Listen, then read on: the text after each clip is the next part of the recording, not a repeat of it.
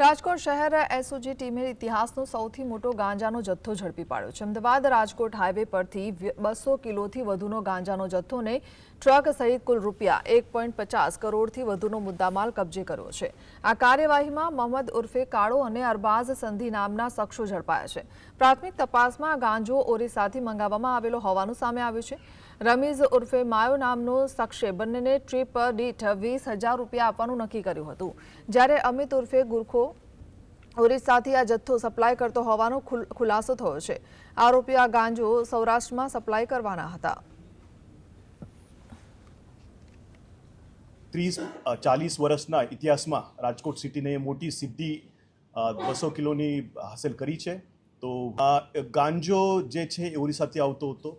જે લોખંડની પ્લેટ છે એના ઈવે બિલ બનાવી અને લોખંડ પ્લેટના આડમાં એ 200 કિલો 205 કિલો ગાંજો